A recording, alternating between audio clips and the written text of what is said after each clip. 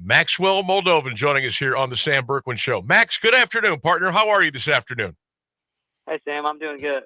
Good, How man. about Thanks you? for. I'm doing well. I almost got drenched about 15 minutes ago. We had one of those wild storms rip through over here, and I just made it inside in time, so I'm good right now.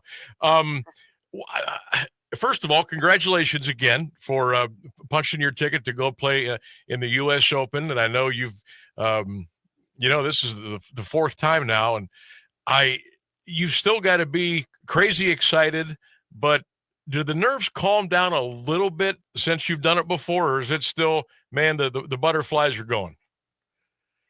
Thank you. Yeah, I'm definitely still super excited. The butterflies really never go away, especially on that first tee shot and down the first hole. But I think the past few years of experience will be really good for me to go down over to Oakmont and feel a lot more comfortable than I have in past years. And yeah, I'm excited for it. It's going to be a lot of fun. So I know back in 23, you finished 65th in the Open, and look, anytime you can place, you can play every day, you can get all those holes in, you can walk that course, you can soak everything in. I know that does nothing but help you down the stretch. What did you learn off of that? Let's just say in 2023 because of the place, and what have you taken moving forward from that? Yeah, I learned a lot really over the last 3 years playing the Open. But yeah, in 2023, making the cut, it was definitely good for me to get my first exposure to twosomes. They play in twosomes on the weekend, and the pace of play is a lot faster. So that was something new for me that I struggled a bit with that week. But since then, I've been fortunate to play quite a few rounds in twosomes on PGA Tour Americas. And so if I were to play well this week and make the cut, I'll be ready for twosomes on the weekend. And yeah, just the long haul of the week. You got to definitely take it easy on Monday, Tuesday, Wednesday, and not play too much golf, but try to balance course preparation with resting your body for what's hopefully a long week. No doubt about it. Max, before we get into your qualifying, and we'll get into some of the ins and outs of the PGA Tour and everything, but I want to talk to you about what happened in April for you, the Brazil Open, 18 under par, winner. What was that like for you? It was really cool. It was a really big moment for me. I've had kind of a rough start to my pro career after turning pro last June. A lot of tough days and a lot of missed cuts on the number and just, a lot of disappointing times, but continue to work hard this past off season and try to make the most opportunities I have on PGA Tour Americas. And yeah, really excited to get that win. I made about a 50-foot putt on the 18th hole, which is kind of never how you plan out a win, but it was really cool. And yeah, praise the Lord. It was an awesome week. I know you were going back and forth down the stretch with George Markham. What's that like? I imagine I would ask him the same thing. What's going through both of your minds as you guys are, you're rolling through 10, 15, 16, 17. Here comes 18, and there's so much on the line. Is there any banter back and forth, or you just got your nose to the grindstone and you're focused in on you? I mean, yeah, you're definitely paying attention to what the other guy's doing, but at the same time, you can't control anyone else's shots but your own. So for me, I was just really trying to, that was a stretch of holes, that back nine, that I played really well that week. So I just kind of continued to try to hit good shots and see if I could make some birdies coming in. And thankfully, a lot of good things happened the last few holes for me. Max Moldovan is our guest here on the Sam Bourquin Show, 1310 WDPN, getting ready to go to Oakmont next week, the U.S. Open, and hopefully some great weather. We'll greet all the golfers coming up here in just a few days. So as you prepare, first of all, I mean, it's not a real long trip for you, which is kind of cool coming from Northeast Ohio. But you played that course, obviously, the U.S. Amateur. What do you draw off of that, and what are some of your likes and maybe a thing or two that really caused you to maybe shake a little bit on that course? Yeah, I mean, I got pretty lucky the week of the USAM. It rained between rounds 1 and 2, and I was thankfully playing Oakmont on my second day. Mm-hmm. So I got a soft, a little bit slower version of Oakmont than I think the USGA has for us this coming week. But yeah, definitely, there's a lot of strategy out there. You've got to keep the ball in the fairway, which some guys that means hit a lot of drivers. Some guys are going to be hitting irons off the tee. So there's just a lot of challenge out there. It's one of those places you have to think your way around. Make sure that you leave the ball in the right spots. Don't get above the hole, or there's some spots where I'm sure the rough's going to be thicker than others. So yeah, it's one of those places that par's a really good score on any hole, and it's kind of one of those survival weeks. So I'm excited. So, of all the golf courses that you have played, is there one or two that really stand out for you that were maybe as challenging as you can remember? And maybe what were some of those maybe little quirks in those courses that made it that way? Yeah, when I played the U.S. Open for the first time in Boston at the Country Club in 2022. I remember that course playing extremely difficult for me. It was really long, and the rough was really nasty. So I didn't have a great week off the tee that week, and that kind of caused some problems for me on that golf course. But yeah, Pinehurst last year was really difficult too. It's a completely different style of golf than we'll see at Oakmont next week. But yeah, I struggled a little bit off the tee at Pinehurst too, and that got the best of me. So my main focus this week in preparation is to kind of have my game plan off the tee and hit my long irons well, my 3-wood, my driver, and just go in there with a lot of confidence at Oakmont. Max, in 2019, the Junior President's Cup, and we're talking about these are really cool, neat, and U.S. national team appearances. And you did the Arnold Palmer Cup in 2023. What were those like, and how is it different from the PGA Tour side?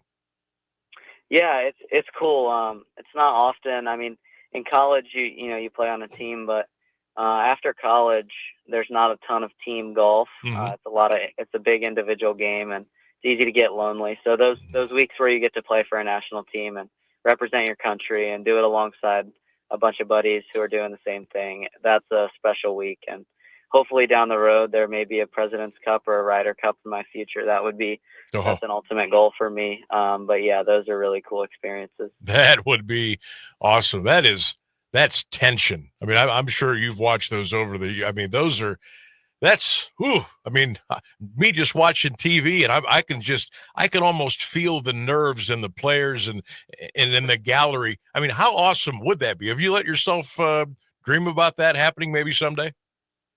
A little bit, yeah. Getting to go to the Junior President's Cup, it was a couple days leading up to the President's Cup that year on the same course at Royal Melbourne. So I got to kind of experience the atmosphere a little bit, and definitely something that down the road I would love to be able to participate in. So the turning pro in 2024, let me take you back to green. You have a tremendous career there at Ohio State, and now you're the ripe old age of 23 now, Max? Yes, sir. Oh my goodness gracious. Take me back to when let's go when you're 13, 14 years old. Where did you think you would be where you're at now, like 10 years from then? What were your plans, and how did you see things maybe playing out? Are you a little bit surprised, and where'd you like to take this thing? Yeah, I mean, it's when you're that young, you definitely have big goals and dreams. And to be honest, it was, ever since I started playing golf, I kind of dreamed of being on the PGA Tour someday. So hopefully someday in the next few years, I can make that dream a reality. But it's really cool to be a professional golfer and live out childhood dreams. And I definitely wouldn't have planned it the way that it's gone so far. But I'm very, very grateful for a lot of the adversity and challenges I've had to face. And just thankful that God's plan is better than my own. Oh, no doubt about that. And of course, you've got so much support behind you. People that and a lot of people you probably don't have been pulling for you for years, and we're kind of just on this ride with you. We're certainly enjoying it too. Max Moldovan is our guest PGA Tour pro, and he's ready to rock up to Oakmont next week for the U.S. Open. So moving forward, tomorrow being Friday, I know things get a little bit hectic now in a couple of days. What's your schedule going to be looking like before you tee off at Oakmont? It's a bit of a unique one for me this year. The past few years, I've arrived at the Open on either Saturday or Sunday and kind of start my preparation then.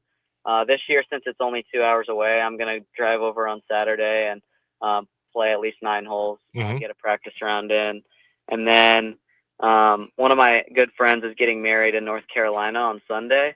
So my wife and I are going to make a quick flight in and out of North Carolina to catch his wedding, and then be back at Oakmont on Monday to kind of get my preparation back underway. Very cool. That's going to be wild. I mean, that's you're squeezing a lot of stuff in there quick, but I know you'll be able to make it through okay. So when you get to Oakmont and it's set in, okay, U.S. Open, we're going to tee off on Thursday. I got my tee time, and here's my regimen. What's your thought process maybe as your head hits the pillow on Wednesday night? I've had a really good year of improving my mental game and kind of really putting results to the side and focusing on my process and just hitting each shot the best I can and letting God handle the results. And I'm just going to continue to do that Wednesday when I go to bed. Just try to calm my nerves and spend some time with family and friends and do a good bit of praying and just hope that Thursday morning when I wake up, I can have kind of the same mentality on the golf course that I've had all year and not let that be affected by a bigger stage or anything like that. Awesome. When you were growing up, well, I mean, you're still growing up. You're so young. But when you were kind of growing up years ago, who was your favorite golfer on tour and maybe why? I think when I was really young, I definitely loved watching Tiger, watching him seemed like putt to win the tournament on Sunday every week. I definitely fell in love with that. And then I really liked watching Rory play when I was like 10 to 15 years old, and he had that run of winning a bunch of majors. I love that, and now Scotty Scheffler's far and away my favorite player. He uses his faith to guide his golf really well, and that's something that I try to do too. So he's a great guy for me to look up to. He is just playing amazing golf right now, Max. What is so special about him and what he does? Because he doesn't seem to me to like ever get rattled. He always seems very focused. He can drive the heck out of the ball. I mean, he's incredible, isn't he? He is, yeah. I mean, I was fortunate to play a practice round with him in 2022 for the U.S. Open. So it was cool to spend time around him. And like I said, I think he's got such a great head on his shoulders. He does a great job of balancing family life with golf and his faith. And I just think that gives him a lot of peace as he goes out and plays. And it just seems like he loves to compete. He doesn't really play for the money or the awards or anything like that, but just wants to be the best player that he can be. And he's done an incredible job of that. No doubt. Max, speaking of that, how has that been for you now? Recently married now and doing things like that and keep grinding, with your PGA. How has that been for you? It's been incredible. My wife we're very blessed that she has a remote job. So she's able to travel with me pretty much every week that we're on the road. So that's really cool having her there with me. And she's caddied for me a good bit the last year. Oh, wow. Cool. Out on PGA Tour Americas in Canada and South America. So it's really cool to have her there. And as we've gotten further in our relationship, I think my childhood dreams are starting to become her dreams too, which is cool. So hopefully, next week we get to live them out a little bit and hopefully continue doing that. That is awesome.